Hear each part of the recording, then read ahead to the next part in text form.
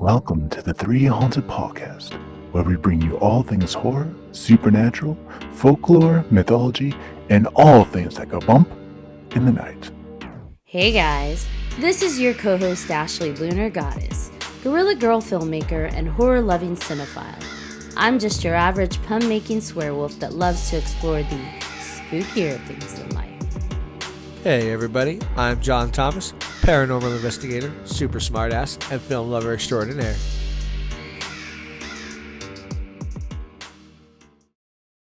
All right, here we go. I'm going to record, and it's going to be a one take. I have a feeling. I never do it in one take. Okay, here we go. What's up, ghouls, gals, and all you players out there? Well, video game players, that is. Join us and our special guest as we jump into the world of horror video games. Make sure you're stocked up on that ammo, and let's press start to begin. But first, a word from our network sponsor. Are you looking for more awesome podcasts? Head on over to withoutyourhead.com for access to the Without Your Head podcast network, where you'll find a variety of podcasts sure to keep you entertained and coming back for more. All right. Bring us back, John. All right, welcome back everybody. Tonight we are discussing the horror video games, as Ashley said, but we also have a very special guest with us. Mike Vaughn, talented film and voice over actor and host of Cyber News. Welcome, gorgeous Mike. What? Oh my god. Oh, good. I see you got my notes on how to introduce me. Absolutely. Oh my God, you're so pretty. Yeah, I really am. Not everybody can see out there, all our listeners, but oh my gosh, Mike has the dreamiest eyes. Stop. They sparkle blue. They're green. Aww. Now I know you're lying. Yeah, you missed the notes. You missed the third bullet. I'm colorblind. Excuses. And calling me gorgeous, I'd also suggest you might be blind. Not just color. Oh. Totally. Just blind. This podcast is in Braille, right? Feel it out. Oh my God. Just feel it out. Well, that could have so many different meanings there. That's what she said. Could you imagine if I told listeners that, hey, guys, just feel it out with me. Reach in through your headphones, feel us. Feel us. Oh dear. There might be a surprise on the other end. Reach out and touch me. And we also have the amazing Lila. Hello, Lila. Hello, thanks for having me back. I'm fine with just staying past the headphones, so. She's like, don't touch me at come near all. me. Do not reach through anything. Nope. Take your 10-foot bubble and just multiply it times 3. That's as close as anybody needs to get. Except if you're playing a horror video game, they get way too damn close. Oh, absolutely. What a good segue, by the way. Thank you. It's like I've done this a time or two. 40 plus episodes. So for real. But speaking of horror video games, who here has actually played a horror video game? All of us. I see all hands going up. Keep your hand up if you've also done voice work for a horror video game. Well, that's not fair. Oh, one hand is still up, and that's Mike. Mike, which horror video games have you done voice work for? I mean, some games are so bad, they're just horror, just in general. Like, they're just so They're just bad. horrible. Yeah. I agree. Yeah. The most recent one that I know about is Back for Blood. So that was, Okay. you guys consider that horror or gore? I call it Bit a of pain in both. the ass. That one's hard. That's hard? It's hard. It's a hard game, man. Is it? What's so I hard throw my about it? controller. I don't know. It's just they've definitely toughened it up. Like I know it's from the creators that did Left 4 Dead, which I absolutely love those games. Those games were amazing and fun to have a couch co-op. But I'm not big on the online thing, and some of those players, man, I tell you, they just leave you for dead. They don't care. Yeah.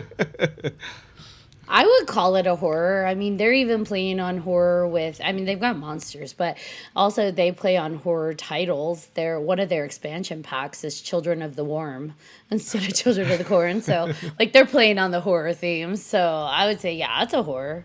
Yeah, it's you can't call them zombies, as I found out in the session. They're called what are they called again? The Revenant. What are the they? Ridden. The Ridden. Yeah, they're not zombies. They're not zombies. Not these but come on, ones, no. it's the zombie genre, It's a which zombie. you know is horror. Yes. Some regards. The undead yes. or the return from the dead, Yes. the resurrected. Something like that. unalive. The Ridden. Yeah, and Back for Blood. What are they? Like, is it like infection or what is it? Yeah, it was infection and some vague. They're not going to tell you. So during the session, they left a lot to the imagination. They didn't give me too much, other than don't call them zombies. Here's what this one looks like. Here's probably what happened to him, her, it, whatever. And here's what you got to do. And I think I kind of passed through maybe 4 to 6 different sort of types of Ridden.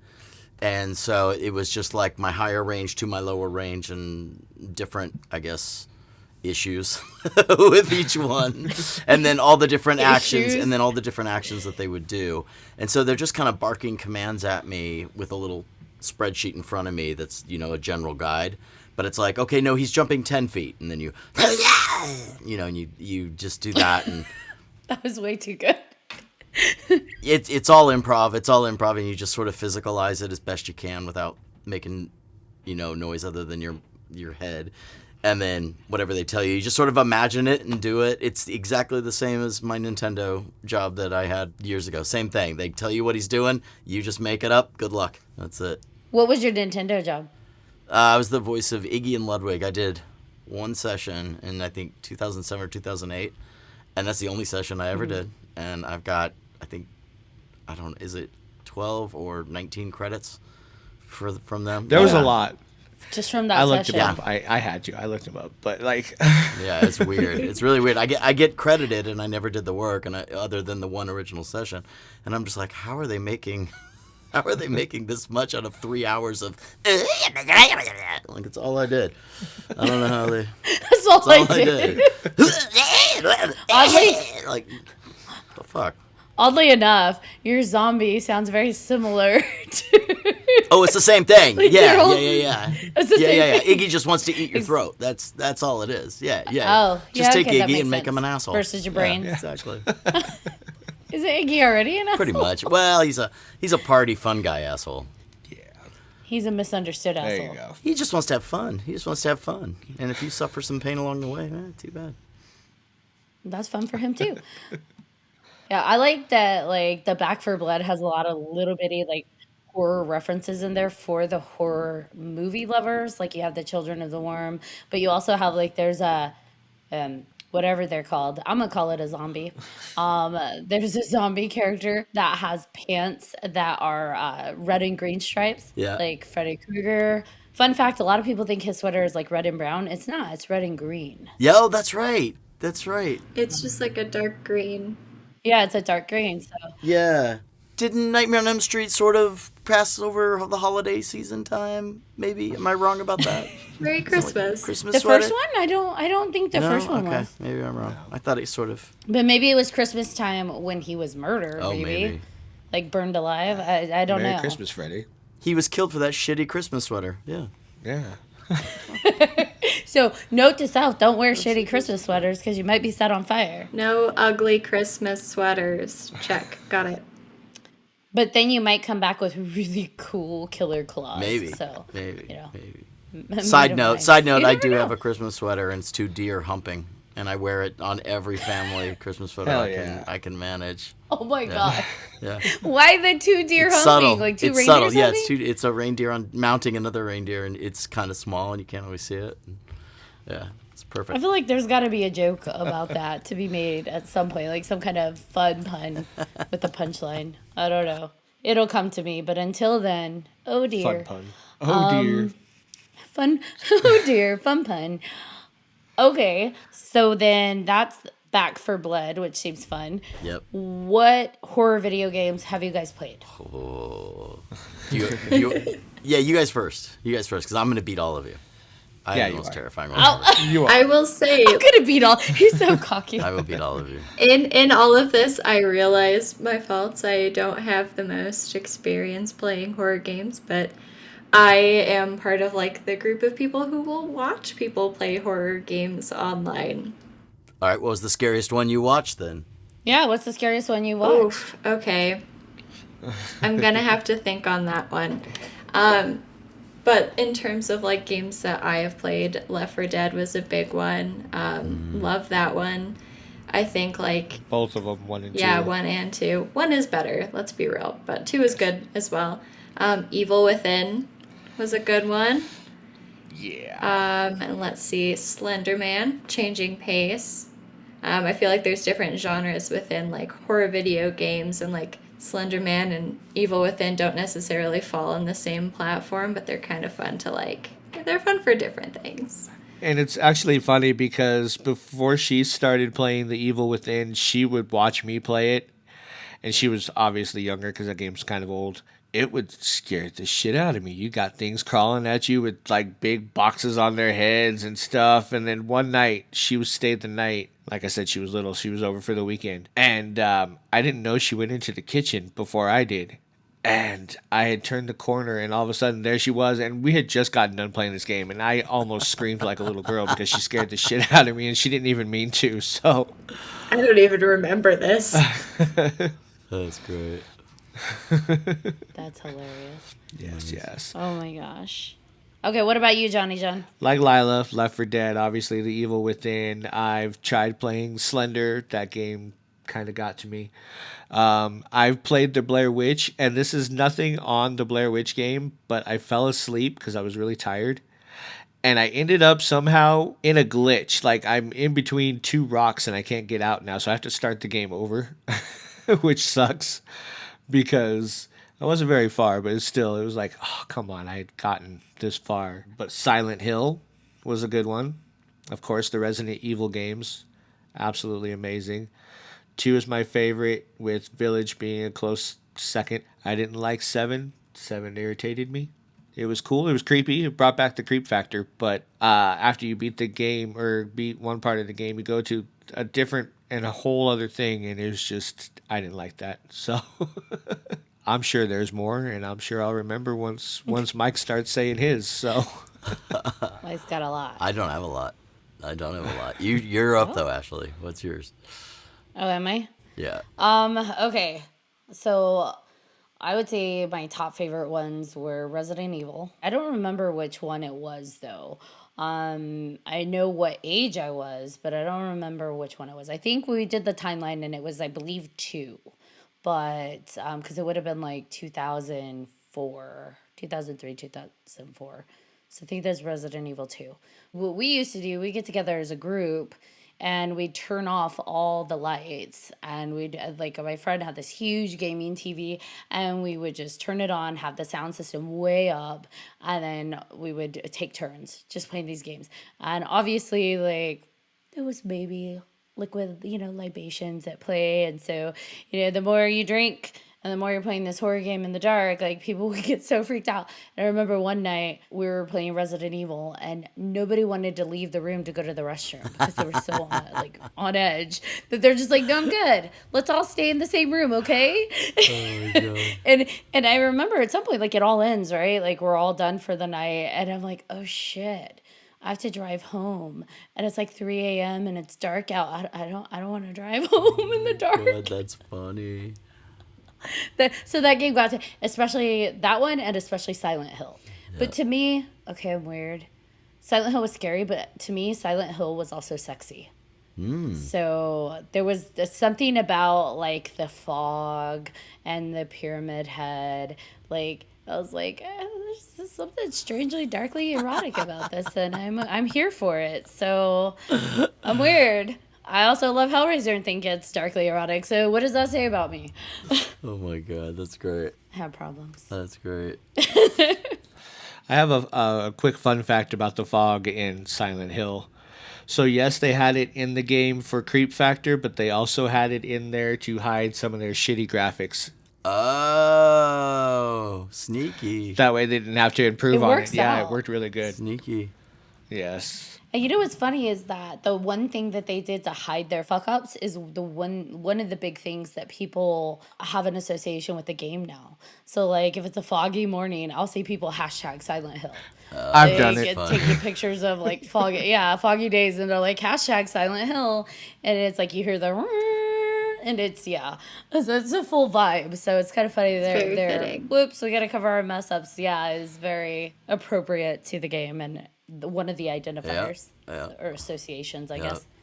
All right, Mike, you're up. All right, so just a quick rundown of games that like affected me. Alien, because I'm a little older, so like I had time to play games before the first kid, and then no time to play games after that. So you'll have to pardon my dated old references.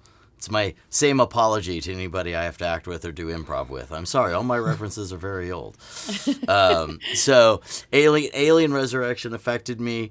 I was in a game and I saw clips of it, and it did affect me because I remember blacking out doing the lines, and that was oh my god, what was it? Oh fuck! It was a Kinect game. You remember when Xbox had Kinect? Oh yeah. And you had to physically punch on that. Rise of Nightmares. I was in that, so that had some creepy moments to it. But Did you say you blacked out? I blacked out. Yeah. So my character Max got chopped in the head at the very end, and I just went there fully. And so I was just like, I expelled all the oxygen out of my head, my everything. I went for it. Oh my And I went out, and next thing I know, I'm like, I hit the back of the studio wall and grabbed it. Wow. And that's not the only time I've done that. I've done that in this booth right back here. Screaming auditions, monsters, whatever. And you always have to do deaths at the very end. All the different and I took one so big, I woke up on the floor. And I was like, Oh, wow. what the fuck just happened? That's why it's padded. That's why it's got these soft panels all over it. So I had a Xbox, just the regular old Xbox, the first one that came out, I think. Yeah, the first one that came out. And I would have my mom and dad were there for some reason helping me with the house, but every Sunday night I'd have Family Guy night, and my neighbor would come over or friends would come over, and I would drink too much, they would get high too much, and we would watch Family Guy and laugh our ass off, and then some people would leave, some people would stay, and we'd keep going, we'd play the Xbox.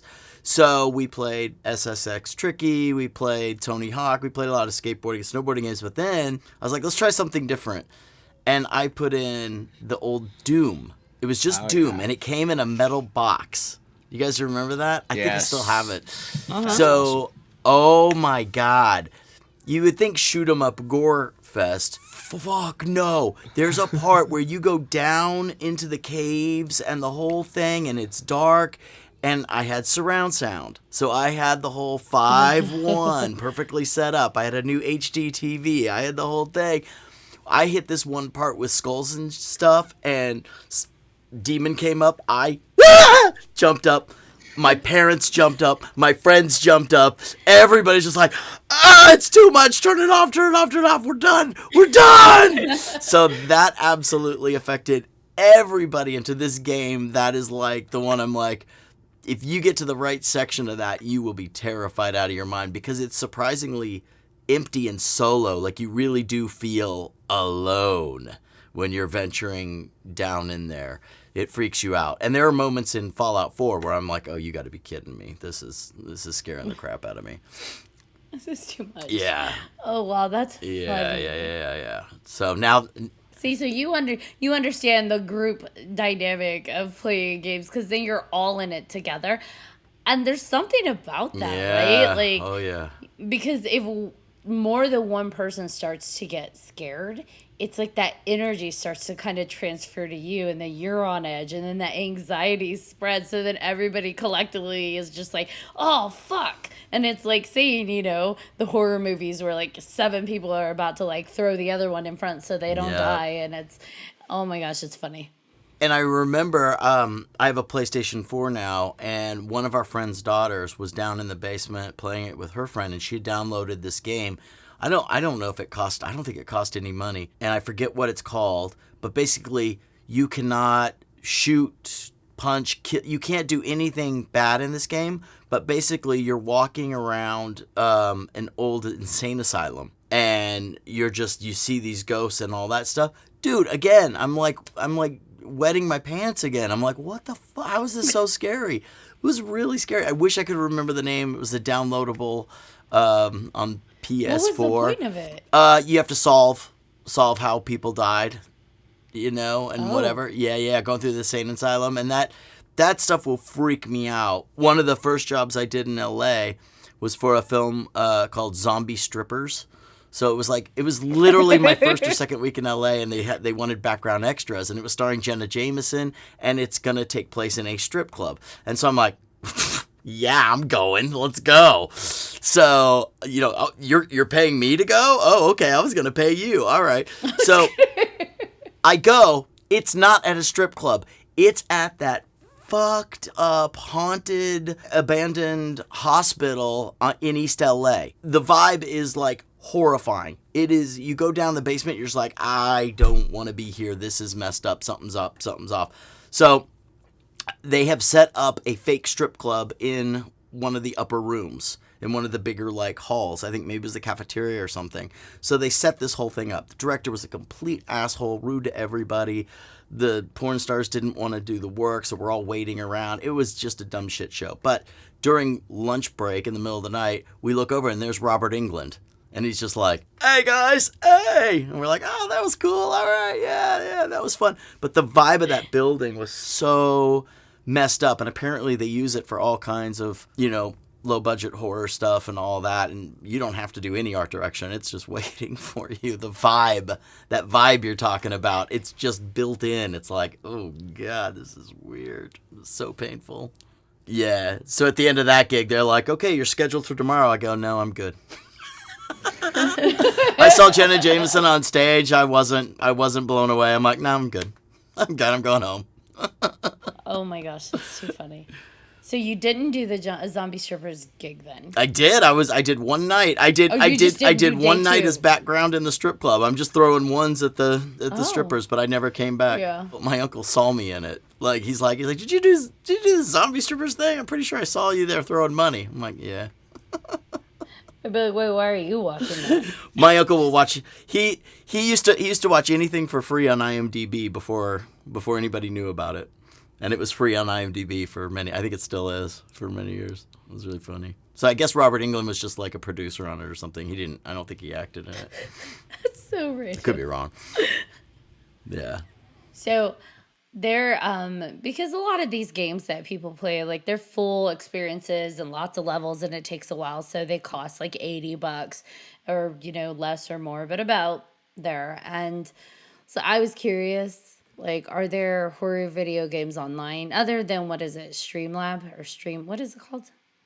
Streamcode, Streamwire. I can't remember. You sent me something. Whatever that gaming site is. Yeah, but I was like, I wonder if there's just free ones online, horror ones. So I found this website that has, it's like crazygames.com or something, but they have a whole subgenre of horror. And I was like, well, let me try a few. I'm just curious. And one of them, for being a free game, was insane.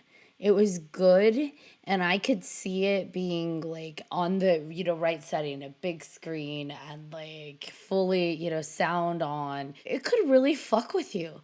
It seems like whoever created it had a lot of love for different horror elements, because one of the things, creatures in there, looks like a face hugger from Aliens. It's like a spider on the ground, but then it would jump in your face, come back down, jump in your face.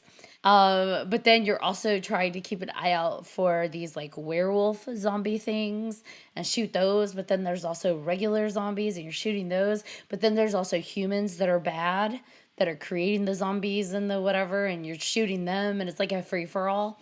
It took me a minute, though, to figure out how to get the spiders, because those are the things that kept killing me. And so I was like, not the people, not the zombies, not the werewolves. It was the face huggers. And I'm like, yeah, of course. I figured out, I think I shot my own foot at something trying to get them. Because I'm like, okay, if I point the gun down and shoot, I'll get it when it lands. But it shot my foot. And I only know because I hit the shoot, or I pulled hit the trigger button. And then I saw my health, the screen go red, and then the health went down. I'm like, oh, fuck. Did I just do that to myself? You literally shot yourself in the foot. I shot myself in the foot. And I was like, I thought games are supposed to have, like, you can't hurt Oh, no. yourself other than, No, you know. no. But apparently you can because I shot my own foot. And I was like, okay, well, I got to time that better because I literally just, like, this spider face hugger is going to kill me. Oh, that's funny.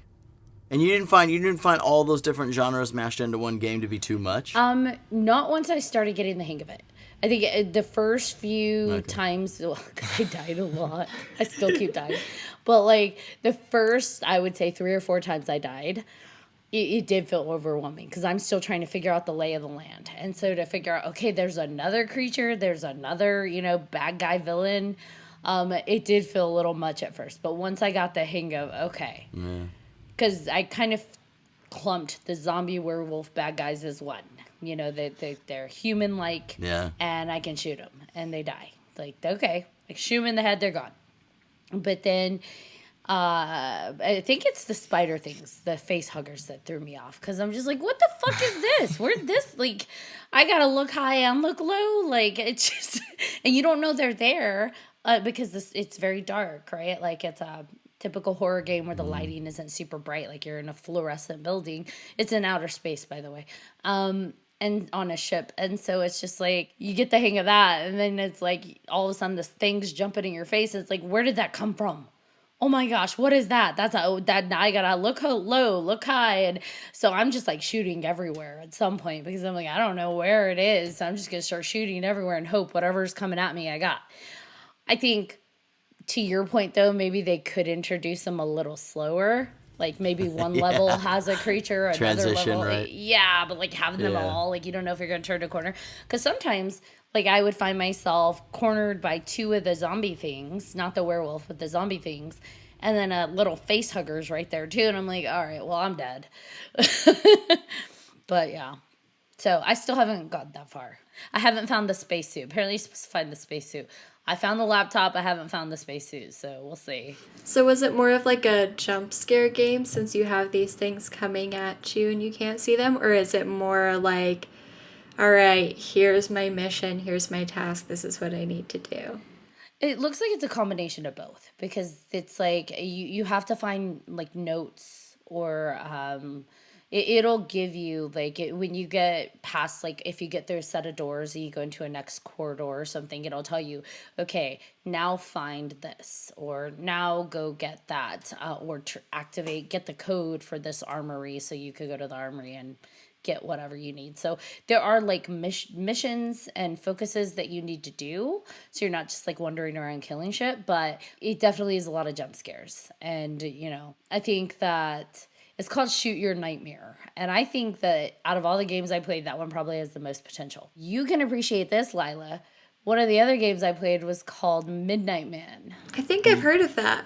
Literally like the Midnight Man game from our Paranormal Games episode, but in a video game. Oh, wow. Okay. And it's very cutesy animated. So like the character looks like a Funko Pop almost. And it's a girl and she's got like a little backpack and she's in this house. The note you get when you first start it says that, you've got to find the 7 it tells you the process of the Midnight Man game.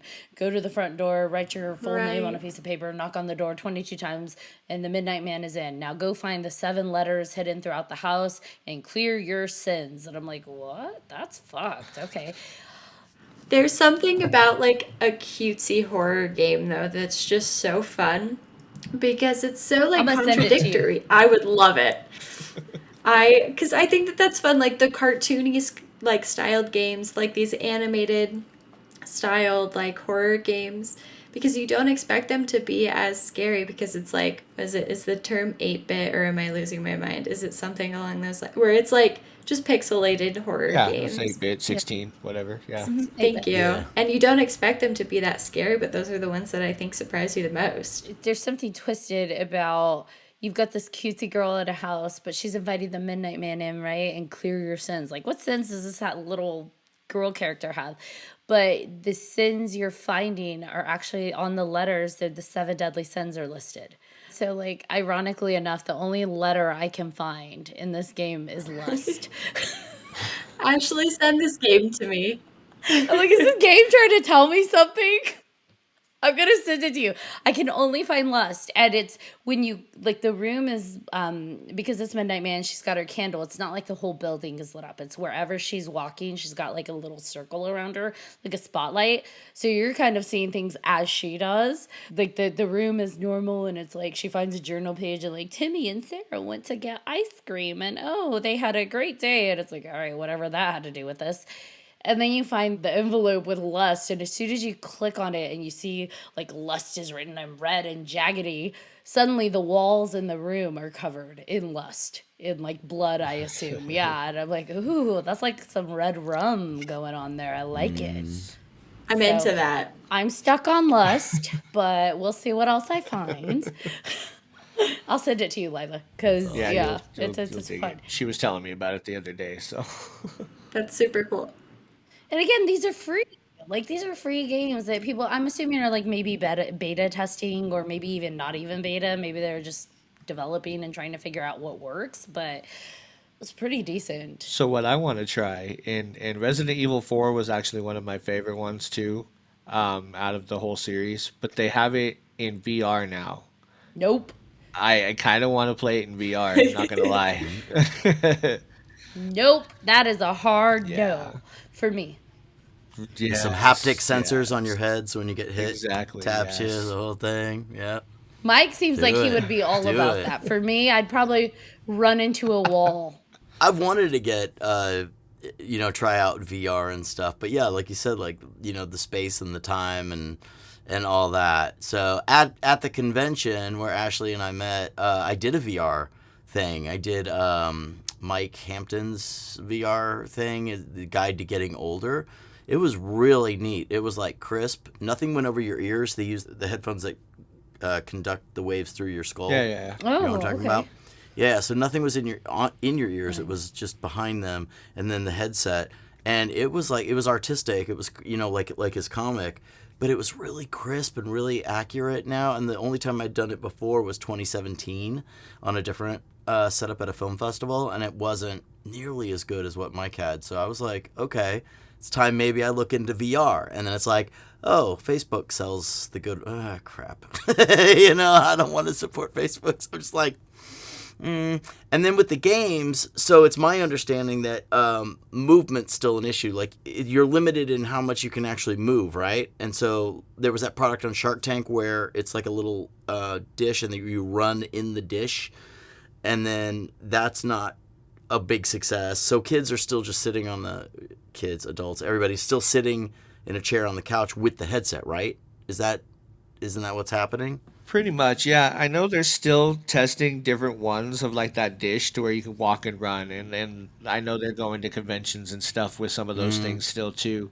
And then they have like the full body suits, so you can have like your legs in VR and actually move around, stuff like that. Like so, it's not just a floating body kind Yeah. of thing. So Yeah, well, and I know too. There was a studio here in Portland, and they set up a VR thing where it's interactive. Right. It's not video. It's not 360 video. It's VR, so you can move within it a little bit. But they had to set up the poles with the cameras that then, when you get to actually hit a physical wall in your goggles, you get the red net. You get like you're about to hit something, and then you back off. Well, they're starting to make those retail spaces into the big VR games. Oh. There was a really big one that they put into the Mall of America in Minnesota. And then I saw one here, I believe they keep announcing like a coming soon building, and it shows the VR experience. I remember I'd stopped by the one in Minnesota and asked, like, because I saw, you see in the window, they have like the bodysuits and like the cameras or the little helmets and stuff, the goggles. And I asked, like, what's the age range for this? Because those look like pretty big suits. And they said, oh, it's all ages. We have small suits, we have big suits. And I'm like, wow. And these games, like, at least from what I can see in the posters, I mean, these are like shoot 'em up games, like Call of Duty style games. So it's not horror, but I imagine horror is going to be coming soon. oh, there's some in there. What better genre for VR than horror? I mean, You want to be scared, Exactly. you're going to go there. Yeah, there's actually quite a few games that are in there. There's a few where Like there's this one that I can't remember the name of it, but I have it for my VR, and you just walk around and you have to find these keys, and you're basically in this big old maze, and all these creatures jump up and come at you, and I literally played it for 5 minutes and couldn't get very far because it was creepy as hell. I'm like, nope. And then my nephew played it, and there's an app to where you can actually watch somebody on your phone or on the TV, so you can hook it up so you can see what they're seeing. Yeah. And I was like, nope, I can't even do this. This is too creepy. So, yeah. Yeah, I think that horror is like a great avenue for that, and I'm surprised that there aren't that there aren't more games for it, that there isn't much of a push for it at this time. I think it's, like Ashley said, focused a lot on like shooter and action games, whereas like there are horror action games, but there's also so many other like genres and things that like you could be limiting yourself to, or we could just open up these possibilities and have all sorts of, opportunities. Like maybe like a stealth game or like a survival game would be great on a VR, like sneaking around while you're hiding away from goodness knows what. Like that would be terrifying, and I'm into that. That sounds great. Yeah. But why? That's like where part of like when we talk about like the horror games and going into the VR experience, like the VR experience is the next step to like if this were real, like being actually in a horrible situation like that where people don't actually, it's not like people are, I think, who play these games that are like, man, I'm living for the zombie apocalypse. I can't wait for 30 zombies to chase me and want to eat my brains. Yeah, I'm so excited. Because it's like, let's get as close to it and immerse in it as possible without it being actually real. And so for me, it's like, what's the driving that?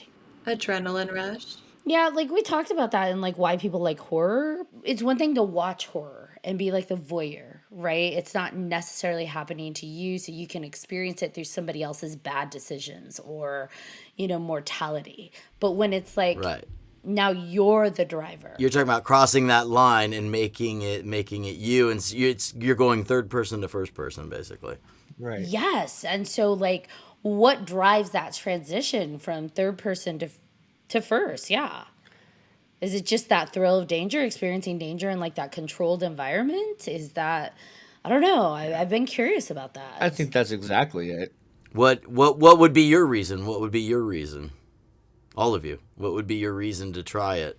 The idea of VR terrifies me. VR in a horror world. I don't think I want to try that because to me that's too anxiety inducing. So for you, it's like, how hot of hot sauce can I put on my chicken wings before I die? You know what I mean? Like you're just putting your toe in the pool and like, oh, that's too hot. That's going to give me diarrhea. I'm backing off of there. I'm not doing that, right? Oh my God. What a weird comparison. So you're just like slowly.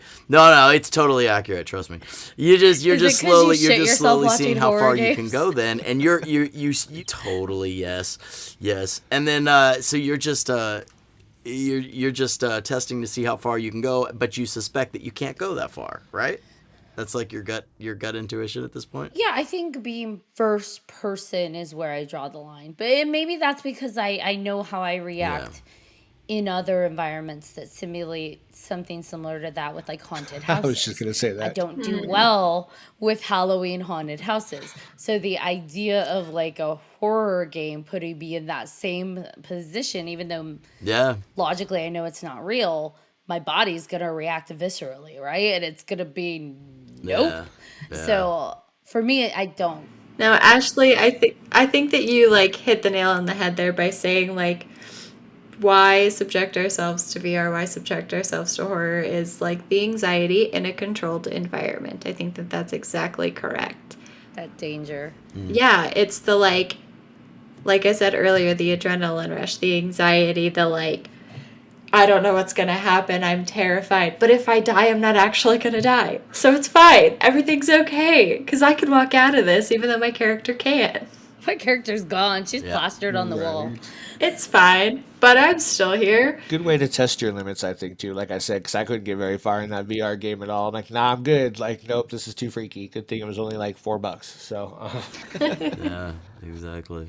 You have an iconic voice. And so you did the Scream series for both seasons, right? And you have that iconic voice. Not gonna lie, I was just watching it. You were watching it? Why? Yes, Oh again. my god, He said thank you. again. Because it was a good show. Yes, the show itself wasn't great, but I'm a big Scream fan, and you did obviously fantastic with the voice, and I freaking loved it. So Thanks. That was one of my favorite jobs of all time. Most of the games I really like doing. They're hard to do, they're challenged, but I like doing them. But Scream was like by far one of my favorite projects. And before that, I had done a Spider-Man game, and I thought, this is the end of my career. This is the peak. This is it. It's all downhill from here. And then you book another thing, and you're like, okay, this is Scream. This is absolutely it. I'm never working fucking again. This is it. This is the height of my career. And then now I'm on Cyber News. Hey, all right. Which Spider-Man game did you do? Web of Shadows. Well, I'm in Web of Shadows. I'm also in the current one, but I play a bunch of thugs. And you're just you're doing it remotely, right? No, that one, the Spider-Man I did in person, because these games take a long time to come out, and when you're working on them, most of them, you have no idea what you're working on. I had no idea I was on the recent Call of Duty. I had no idea. It's all code-named and all that. I was on Final Fantasy Type 0, and they called it Yellow P. So I went to Yellow P sessions. I was like, what is that? And they don't tell you, and the whole thing. And I did a 4 or 5 year run for Final Fantasy Mobius. It was their mobile game that went crazy. That was fun. And my character died twice, and they kept bringing me back. I was like, this is nuts. Games are so fun, and the people that direct you and put them together, they're so. I had one bad video game experience, and let me tell you, it was not anywhere near a top title. So if you guys could create a horror video game based on an existing horror world, whether it be a book or a movie, what would you pick? I think for me and Mike, even though it was the wrong game title, struck like a brain nerve talking about Last of Us. I am so in love with that game. Yes. Those 2 games, the prequel, everything. I Yes. love the story. I love the world that was built around it. And I think it's just so fantastic because I feel like it also just combines these different elements of horror games. You have survival where you don't really have a whole lot of resources. You have to be so careful not to waste any bullets. You have like the stealth aspects where you're sneaking around and dodging and throwing glass bottles to get the clickers away from you. And then you've got like the action of it. And I think it just has a really great story. And also it's just beautiful. Like the settings are amazing. And I think it's just very, very visually appealing to look at. I don't know what like I would create in that universe going, back to Ashley's question. But I just think that while we're talking about different game worlds, like that one is the one that sticks out the most to me. It's more than just a horror game. It's more than like a shooting game. It's its own story, and I just think that it's amazing. Yeah, that is a good one. Yeah, I think that's where a lot of the video games are going these days, being more of a cinematic, putting you in the movie experience. So you're living a movie, basically. By providing that, I think that helps you be more in the experience, right? Like, versus just quick running around doing missions and that's it. By providing the scenes and the extended, dialogue and all of those enhancements, I think it makes it something you can go from third to first person a little bit more. I cried during the first one. No. I cried during I cried the in second the first one. like 10 minutes, so I don't know. I cried during Left Behind. I'm getting ready to cry with you talking about it. I think that's where the cinematic stories in the games help create more of the experience, because exactly that, the emotional connection, by having you care about the characters, their origins, what drives them, their quirks, their strengths, all that stuff, you connect. So then when it's like, boom, they died, or oh my gosh, they're at risk, you gotta save them, hurry up, it's like, oh my god, I can't let them die, I love them. I'm forgetting like it's a character, but you're invested. You're invested. Yeah, you are so invested. Yep. And especially when it's a child. But I think Left Behind also did something really good with that too. And having that dynamic between Ellie and, was it Riley? his other character's name? If anyone, I don't know. I don't remember. it's I haven't possibly played. I haven't gotten Riley. that far yet. So But I this think was like that's it. before the first game, and it was like their little spin-off where Ellie and her friend are going to the mall and they're hanging out, and at this age they were born into this world where there were already clickers and there were already these undead, and this is the world that they grew up in.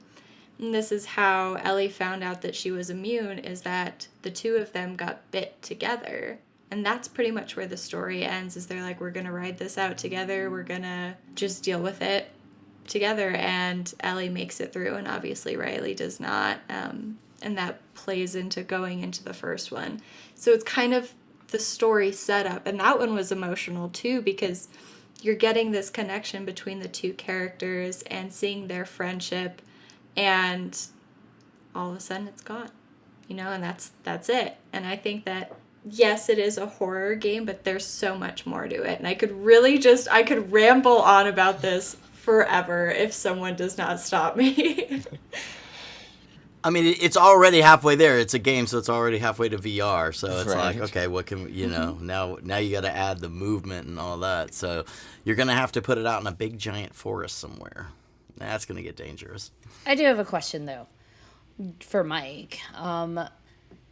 Because you look into the kind of theories behind some of this stuff, why people do what they do. And I do wonder, when we take it from third person to first person, we put ourselves in that VR mode and we're putting ourselves in these situations. Are we potentially causing traumas? Are we potentially causing triggers within ourselves? Trauma can occur by seeing horrifying, alarming things that we create the association. I saw that, my heart went psh, and I felt completely paralyzed for a moment.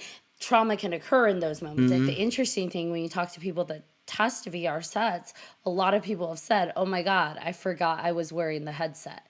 Like, they get so into it, they forgot that, hey, I've got a headset. So they're that into it. Now, with that said, I know people don't like that challenge, because then it's like, well, where are you going with this? You want to censor it? Absolutely not. I think it's a free world, and if I want to scare the shit out of myself and traumatize myself, by all means. I'm just curious if traumas can occur by that. So what's the difference? What's the difference to you between what we have now? Because the games we've been talking about are in first person.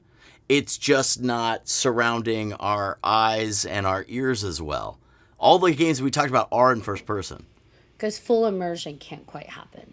It could to an extent if someone gets lost in it, but full immersion. Because you are now, versus doing like the joysticks, there's like those distances that it's not truly the first person, but full immersion. I've got the sounds, I've got the shock effects, the depending what you're wearing, because I know the full suits, they'll actually like simulate the chest shots, hits, the back shots. yeah, and I've got like the pretend gun in my hand, so I'm feeling it. It's like I am immersed, and so now it's become so real. My gut says no difference, and it's a just of medium from what we have now, but could be wrong. And it may be based on the individual, right? Kind of like alcohol. Oh, some people are 1000% subjected to like individual. alcoholism. Some people are not. So it may be just the individual would be like susceptible to something, whether it's a game or whatever. But I am curious how that's going to impact people. It would. I'm sure there will be a study if VR really takes a foothold and we find ourselves doing VR on the daily. I'm sure there'll be a study to. And there'll be statistics strewn about to benefit, each organization's different viewpoint. I mean, that's the rule of statistics, bend the numbers to your liking. So that'll be interesting to see. I hear what you're saying. My gut says, nah, we're just stepping up the technology that we currently have. Yeah, because I just think of like the body's receptors don't always know what's, like we discussed earlier, what's real, what's not. Even though we mentally know, our body reactions don't always connect, especially the more frightened we are or the more the adrenaline kicks in. Because even with those dopey haunted houses, right? Like, it's not real, but there are people who will freeze up and start crying and piss themselves. So to them, they are truly in a terror state that causes some issues. Or those haunted Does houses it? that are- Has anybody left Halloween Horror Nights and had long term? Like, I honestly don't know. Has somebody done with those horror houses and like had long term consequences? Well, I don't know if it's long term, but there have been people that have done the full contact haunted houses that end Yeah. up needing like therapy and psychiatric care. Oh, there you because go. So, Yeah. but that's full contact though, and so that's, to me, they are choking you and they are tying you up and they are, so it's not real and they can't actually kill you, but when you're being tied up and you're being choked and you're having stuff done to you, it's like your body just disconnects from the mind. That's a great point. I didn't think about that. Yeah. They have rules at most haunted houses. They can't actually touch you, and they've got emergency outs all over the place. Yeah, the full contact houses where they touch you and do all that, you have to sign a waiver. Like a 40-page. have you It's a seen them, 40-page anything? waiver, and It's a a 40-page 40-page waiver. You have to go through a psych evaluation before you do it on some of them. And still, And if you sue them for psychiatric care after you can't. signed your way, like Yeah. you can't. And maybe that's what I think of. Like what I'm kind of making it akin to in my brain when I start. Right, to I see- approach it. I It's see what like you're the saying, Full yeah. contact with the immersion. Yeah. But I'm still of the mindset, no matter what, that is not a censorship thing. If people choose to, Right. they want that. No, I knew you weren't going there. That's a person's choice. And do you know what's going to happen? You're going to put on your VR headset, and you're going to have to go through a 40-page disclaimer. Like, you're, God damn it! I can't get the page to move. God, where's my virtual pen? As you know, in the entertainment industry, all it takes is one lawsuit. Yep. All it takes Yep. is one, and then it's going to be signed that 40-page waiver. Yeah. I want to go back to your first question, though, when you asked about the games. I actually want to see Rob Zombie do a horror game. His art is amazing. Throw his music in there. Fun fact, though, back in the PlayStation days, there were these games called Nightmare Creatures 1 and 2. And Rob Zombie, for the second one, his solo album had just come out. It was his debut solo album. And his songs were all in the cutscenes, which was just absolutely amazing. And it made me love the game even more, because I didn't really listen to that music back then. I had friends that did. But it immersed me in the game more. And I was just like, oh, hell yeah, I love this. This is great. So I definitely want to see Rob Zombie do a game. That would be sweet. That would be cool. About you, Ashley? A Hellraiser game? Yes. Of course. Shocker. Yes. It could be like, but it could be like, for me, because this is where I go, because I'm fucked like that. Psychology, this, Mike. I think it would be cool to have a cross between a horror and like a dark erotic game. I think that would be kind of interesting to mix those worlds, like Hellraiser did, but make it into a game. That's awesome. You said that, and all I could see was spending an hour trying to solve the cube Exactly. puzzle to get it to open. Like, fuck. I'd end up throwing it across the wall. It's a strategy. But you could solve the puzzle on your iPad. Strategy to get it open. Yeah, exactly. That's what she said. I got two. All right, let's and hear one was actually pitched to me by a fan or developer. I don't know. I got hit with, hey, we're doing a Scream video game. Do you want to be in it? yes. I'm like, yes. Here's my agent's number. Go there. Don't Here's bug me my about agent. this. Yeah, because I don't believe you, first of all, because we'll see. Apparently, it did get pretty far. But if there was to be a Scream game, I would like it to be in VR, and I'd like you to choose who you are. Yes. Do you it's cat and mouse, and you gotta do that and set up traps beforehand and all that. So, kind of a It's like Jumanji, like but for like Scream. like deathmatch, like multiplayer deathmatch sort of thing. Oh, but yeah, and then you can design your own masks and all that stuff. So and then you can pick classic mask, and it's Roger Jackson, and you can pick Scream's 2 seasons, my voice, and then you can pick the next one, the new whoever else is gonna do it next. So who knows? The second game I would make is based, because I get asked what's my favorite horror movie, and I won't watch it again for fear that it doesn't hold up.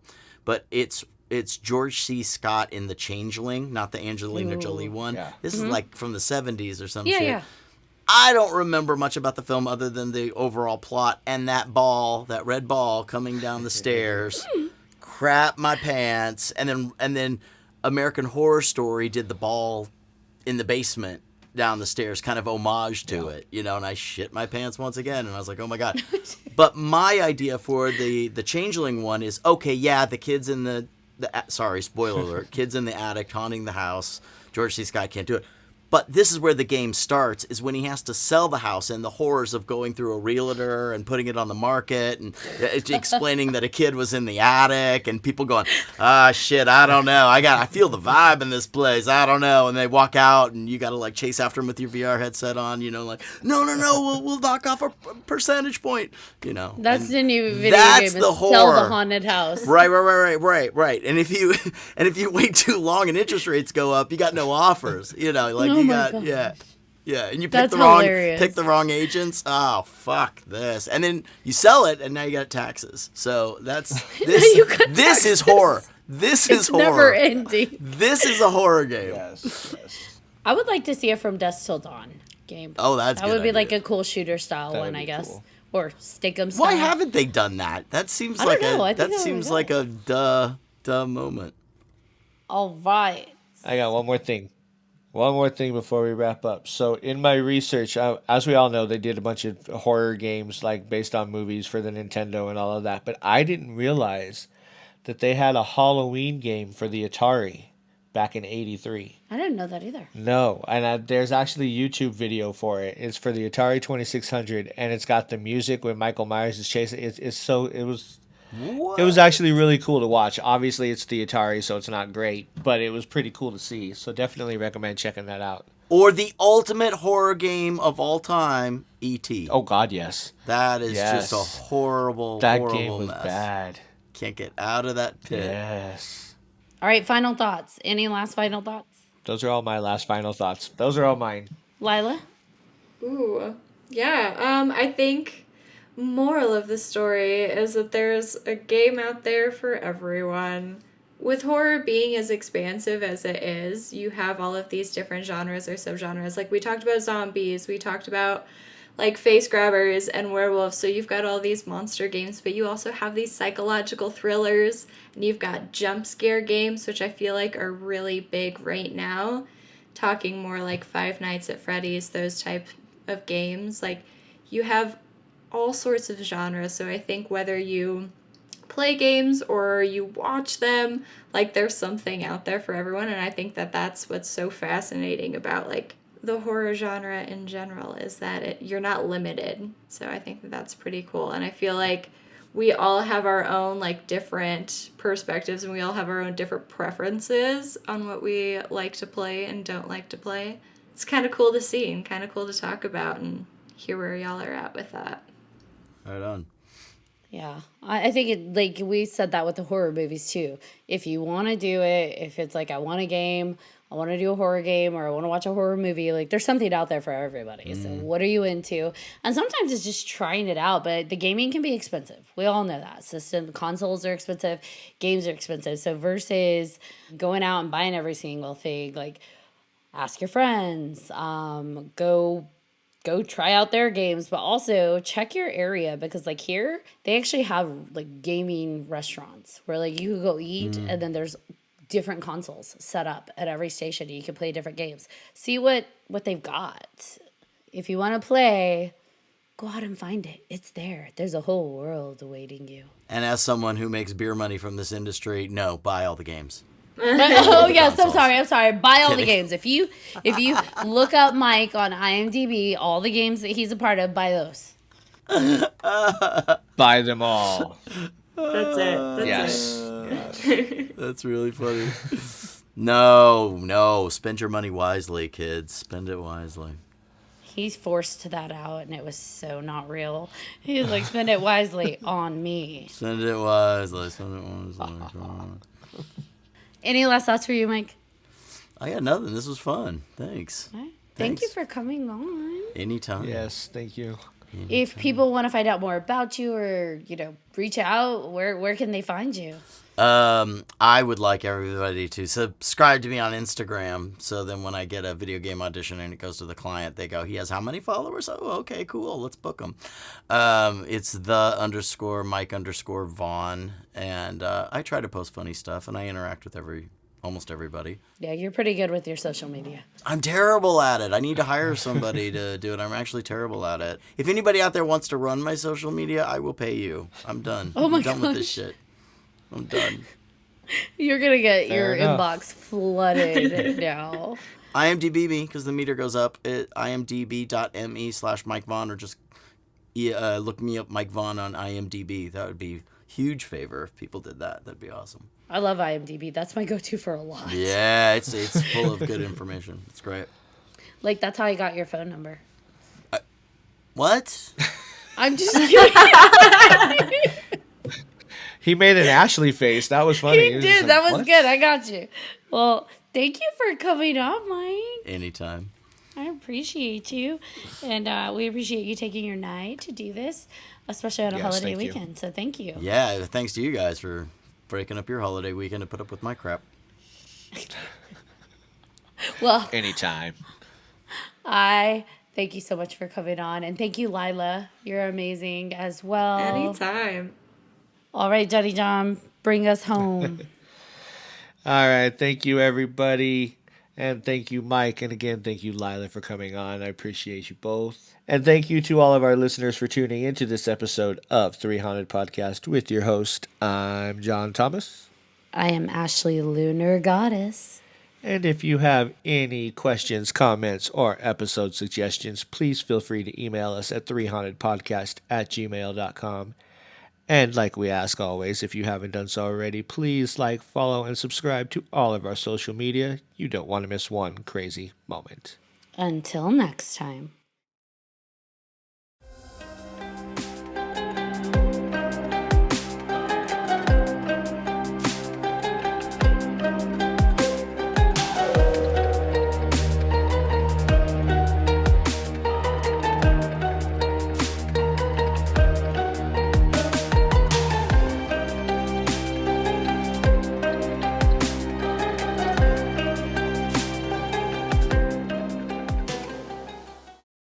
And you're not even the hungover one. I know, right? He's just the hung one. Boom.